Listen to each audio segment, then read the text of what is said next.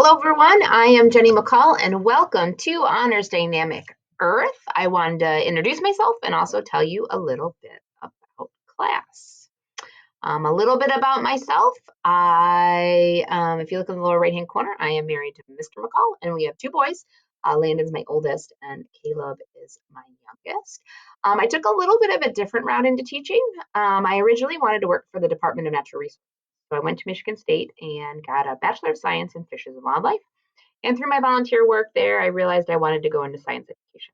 I went back to school, got my teaching degree, taught for a year in Michigan, wanted to try something different. So I moved to Florida and realized it was way too hot.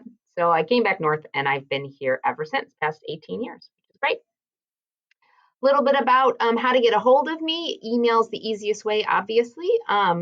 I am always checking my email, so feel free to drop me a line if you have a question. I do have fourth period study hall where I can meet with students. I also have fifth and sixth period as openings. And then before or after school, just an email away to set something up. If I need to meet virtually sometime, that's fine. Just your student just needs to give me a heads up. We will be using Google Classroom in class, so there'll be an agenda slide posted every single day for students to follow along with, and also have links to extra resources as needed. Really, our course goals in this class is to gain a better understanding of the world around us, and really use all the other sciences and apply them to the earth. So really, we're applying things they learned in biology and chemistry and physical science and potentially physics, and applying them to different earth features and earth processes.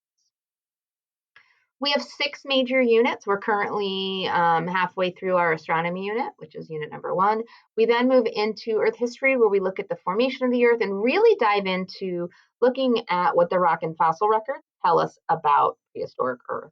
We then segue into looking at natural resources that were formed during those early years. We'll look at water resources, minerals, really hone in on energy resources as well.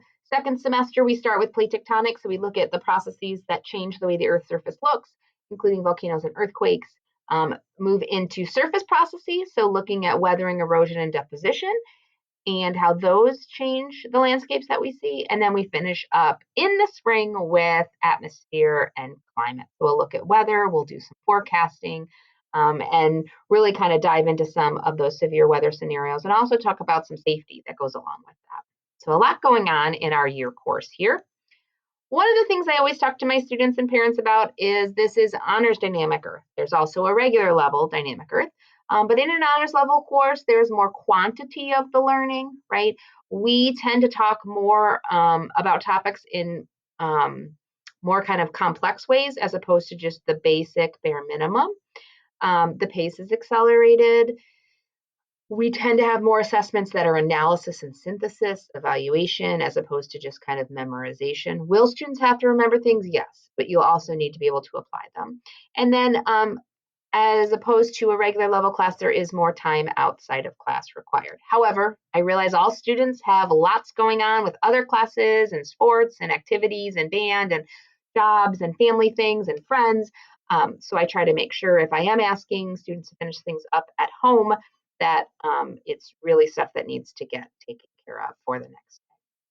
Grading policy is just a straight grade scale there. However, if students are struggling, it's super important that they come see me as quickly as possible so we can get them back on track.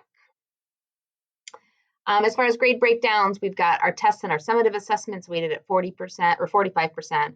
Formatives, just kind of like quizzes, journal entries along the way. Those tends to be evidence response journals. So it may be a big, broad question. They have to explain what their opinion is on a subject and then use information that we've talked or read about to support that. And then graded homework and classwork's 5%.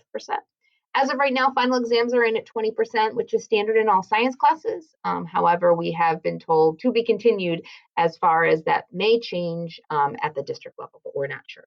We were told to put it in and assume it will be there. However, those percentages will change if that final exam does not come to fruition for first semester. Grading policies, I do take late work usually up until the work's been returned to everybody else. However, there's a reason why we kind of sequence things the way we do, so it's super important that students are following along, and there might be a penalty depending on the assignment if something is. One of the things I always talk to my students about is academic dishonesty, especially nowadays with using Google. Things are so easy to kind of share back and forth. So, anything that involves cheating or working together when you're not supposed to be working together, plagiarizing from others or from the internet, those are all considered things that are academically dishonest. And so the policy in class, and we've talked about this, all of our students together, or me and my students together, is if you are caught plagiarizing or cheating, you will have the opportunity to redo the assignment for half credit. And that can be a big, big issue if it's a big assessment. And this applies to both students involved in the situation. Repeat offenders, obviously, there could be more strict consequences for that. But what I impress upon my kids is please, please, please, if you're struggling, if you're falling behind, if you're confused, just reach out to me so we can set something up so you don't feel like you have to resort to, looking on the internet and copying something there or trying to borrow someone's paper. Just keep the communication open, please. Certain quizzes are retakeable as long as students have been following along with their classwork and homework, their notes are completed. If there is a study guide, they've completed that study guide, I will post remediation work on our agenda slides, and then I set up a time to meet with the students, and then they retake. Their new score replaces their old. So say they score 70 the first time, and the next time they score 95, their new score is now a 95.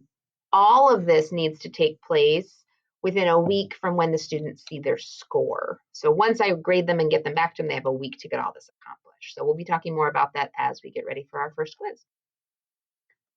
Class materials, obviously they need to have their Chromebook, some sort of binder or folder, a spiral notebook, preferably just for this class that they can take outside notes in, something to write with. And then this year students did not check out Earth Science textbooks, but they do have some available in the book room as a resource. If your student is interested, they are more than welcome to check that out, and they can just leave it at home as a resource.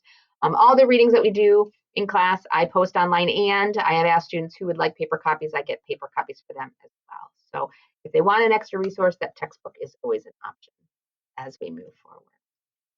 As always, I'm just a phone call or email away. If you have any questions, please don't hesitate to reach out.